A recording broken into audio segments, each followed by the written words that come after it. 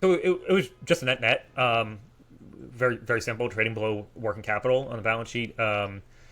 They cash, inventory, receivables. As probably should have mentioned this earlier, net debts are when uh, current assets versus all liabilities is more than the market capitalization. Um, and Graham uses this as a proxy of liquidation value. And that's what Berkshire Hathaway was. It was a net and trading cheap, and that was it. So he's investing in a company in which, it's in a declining industry, right? Textiles in the US. Absolutely not a growth company. And I think the investment doesn't meet his expectations, right? At first, Buffett. Can you explain? Sure. So, the performance of the company is just not good. They're getting kind of crushed by international competition.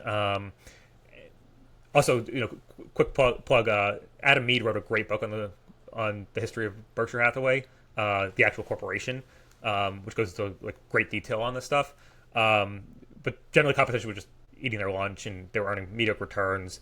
And then a few years after Buffett's initial purchase, so he bought it in 1962.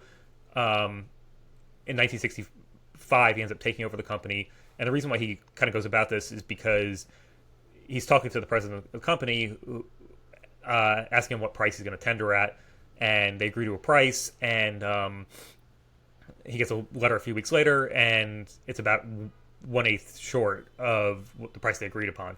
And Buffett's so angry that he buys as much stock as he can, uh, takes over the company, ejects the